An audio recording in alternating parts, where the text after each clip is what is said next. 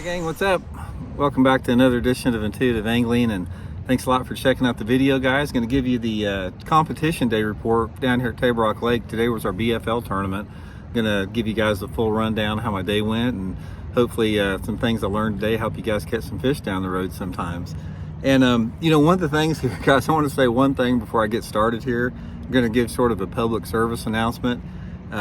Today the lake was you know, we've talked about this before, the lake was an absolute zoo today. I mean, I thought 3 weeks ago was bad when they had the big bass tournament, but I think it was worse today. There was literally, I never went into a cove all day long where there wasn't, you know, 5 to 10 boats in it. Kayaks, they had a big kayak tournament, and you know, I don't know, there's probably 700 to 1,000 bass boats on the lake today, and there was probably, for every bass boat, there was probably 2 pontoons or those big wave making things.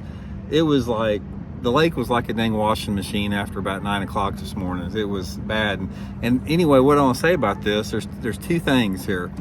First of all, if you guys don't know, some of you don't know, when you're approaching a boat head on, the rule of the road is everybody veers right. If a boat's coming at you and you guys are sort of going back and forth, veer off to the right, and they'll veer off to the right.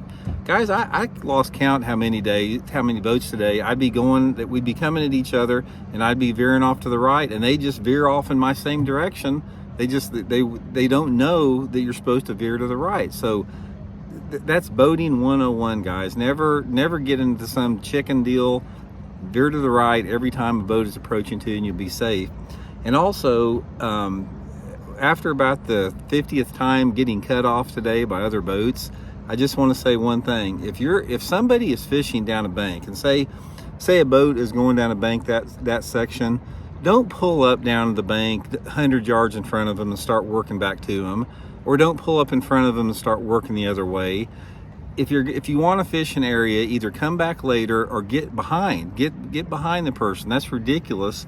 I don't know how many times today I'd pull up to fish a bank and there would be a boat that would come up like 50, 100 yards in front of me and start working to me, or get in front of me or something like that, or idle in front of me. It's like, there's no need for that. So just a quick public service announcement.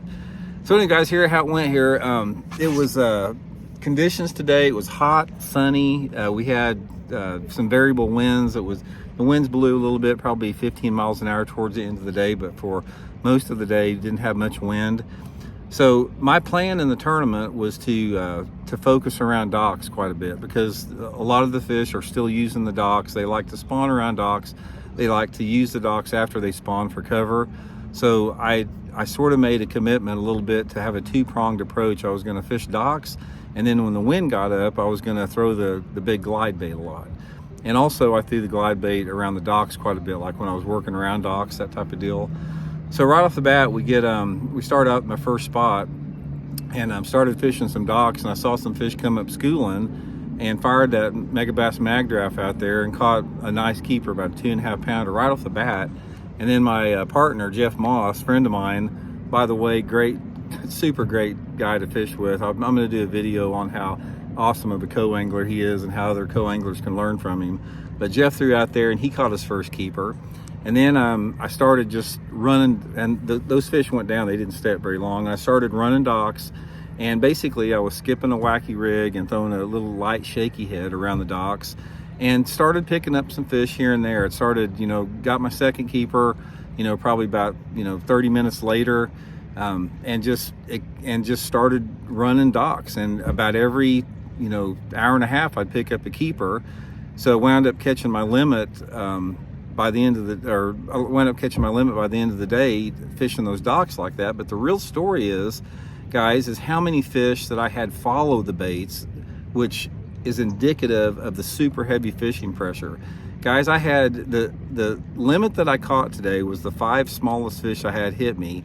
I had probably 7 or 8 fish in that, anywhere between 2.5 to 4 pounds, that either hit the glide bait and missed it, or they were that far behind it.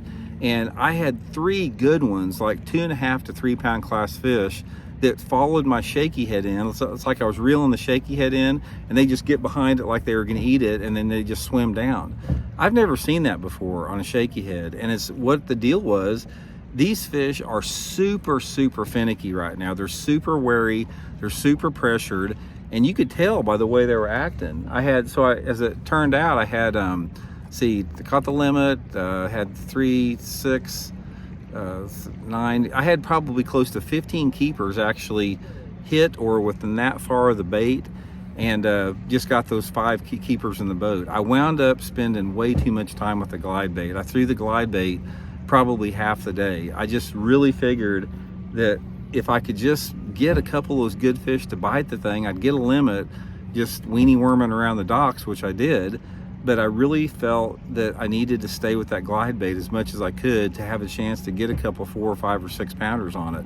And the same thing happened today as what happened in the BFL down here 3 weeks ago. I had a good bag of fish that far behind the thing, and that's why a lot of guys they never throw a glide bait, because it's one of the most exciting yet the most frustrating baits to fish that there is. I mean, it's just like, you know, you can't put it down when you see those big ones come up from behind it. So anyway, I'm guessing the fish down here at Table Rock are in transition right now. Just talking to the guys, I think probably half of the guys that caught good bags were either bed fishing or they were fishing deep. There's half the fish right now are done spawning, at least, maybe more. And there were some good bags today caught fishing deep offshore, and that's just going to get, you know, more pronounced every week from now on. So anyway, guys, got a limit today. You know, probably moved up some in the points. We got one tournament, one BFL left down at Lake of the Ozarks in September. I should be setting pretty good for the points for the regional championship on it. But disappointing, like I said, you know, even though I caught a limit, it wasn't what I expected. My limit only weighed 9 pounds and 7 ounces. And looking back in retrospect, I probably should have just stayed with the finesse all day, because I probably burned 3.5 hours fishing that glide bait and never caught a fish on it. And one of the things I was doing here is, yeah, if you guys saw the practice report I did yesterday, I caught a ton of fish yesterday fishing up the river, fishing that big megabass Canada jerkbait. I'll post some pictures of it. And but I caught a ton of fish, but I didn't catch any good ones. I only caught like a 10-pound limit doing it, and on the mag draft too. And about 10:30 this morning, I told Jeff, I said, man, we're gonna switch gears. We're gonna run up the river. And I got up on plane, and I noticed the wind was not blowing as hard as what I thought it needed to be. So I turned around, and we didn't even go up there. So tournaments are all about decisions. I don't know how to win if I'd have went up there. It's hard to say, but anyway, guys, thanks for watching the videos this week. Much appreciated, and we'll check in later. See you.